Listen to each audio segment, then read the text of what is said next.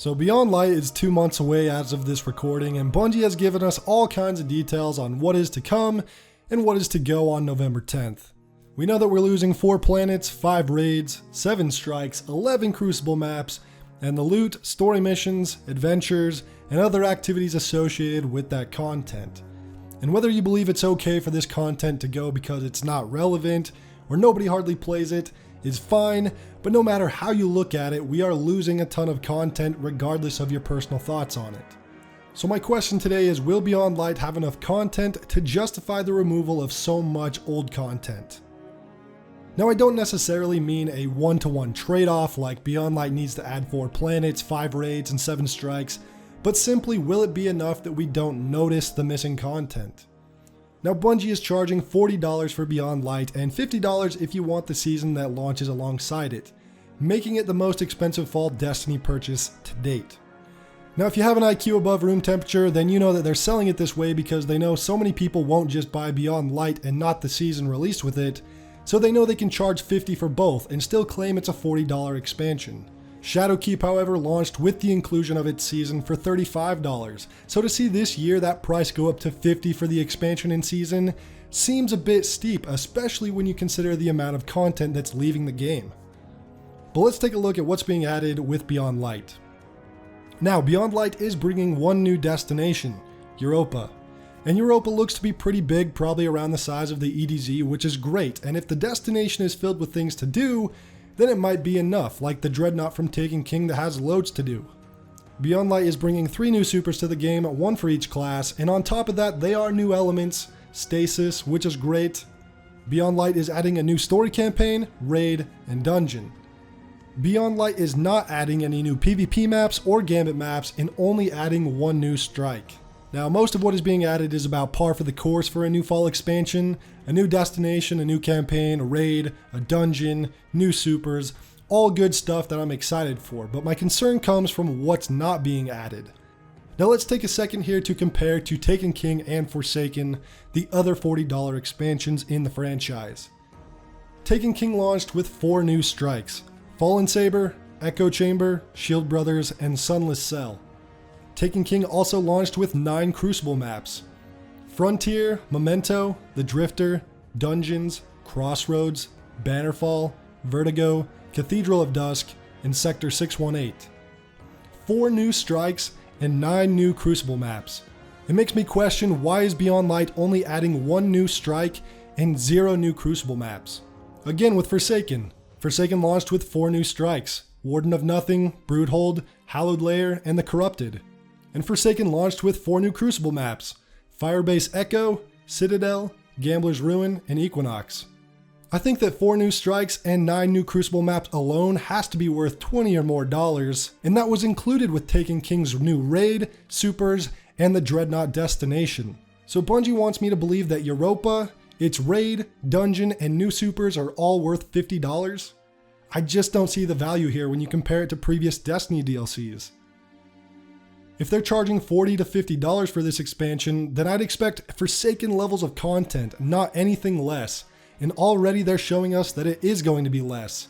Less strikes than Forsaken, less PvP maps, less destinations, less new supers. Now look, I'm not saying Beyond Light will be bad, but I'm simply saying it already looks like they're overcharging for this expansion. And if that doesn't at least bug you a little bit, then you might be the reason gaming companies continue to take advantage of consumers. And to go back to the original question, will Beyond Light bring enough new content that we won't notice the old content leaving?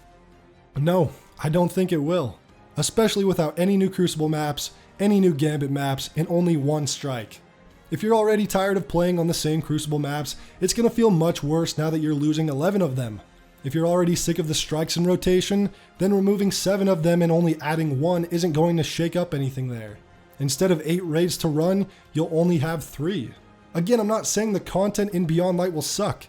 Maybe the raid will be great, the strike one of the best, the dungeon incredible, who knows? But I just don't know if Bungie should be asking $40 to $50 for it.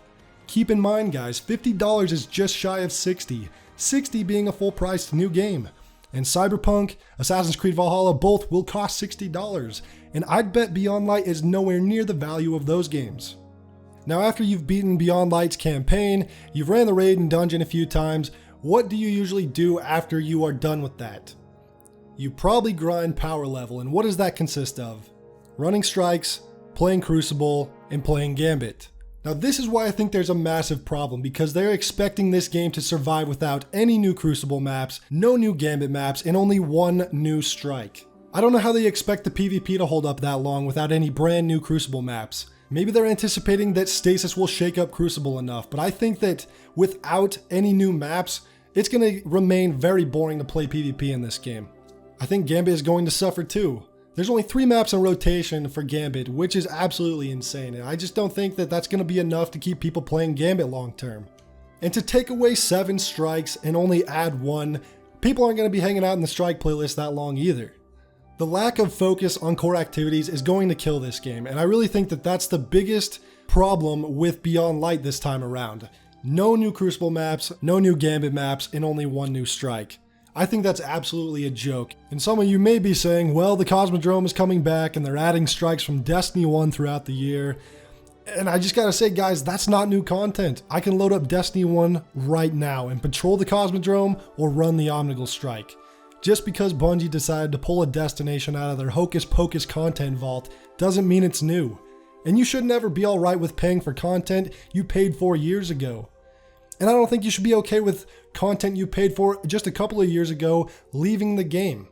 We bought a full price $60 game and 2 $20 DLCs, and all of that content is disappearing.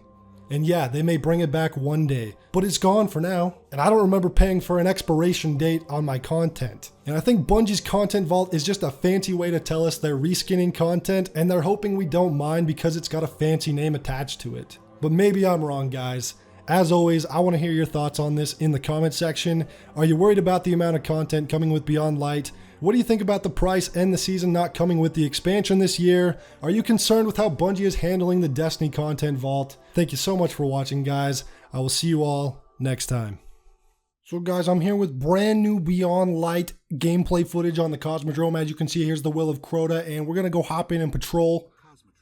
And here we are on patrol, guys. It looks pretty cool here on the Cosmodrome. I can't believe how great a job Bungie did at making this brand new location in Beyond Light. And we're just going to go over here and explore a little bit and see if there's any cool new stuff. And as you can tell, I'm using the brand new Hawkmoon that has yet to be released. And I'm also using the Felwinter's Lie, which is a Destiny 2 weapon, of course. And yeah, we're going to go over here and explore a bit more. I'm pretty excited, guys. I can't wait to show you more about what's going on the Cosmodrome. I'm really just excited, if you can't tell already, guys. Bungie outdid themselves as usual, creating a brand new location on the Earth. I think it's wonderful. Subscribe for more leaked footage from Beyond Light, and I'll see you all later. Goodbye.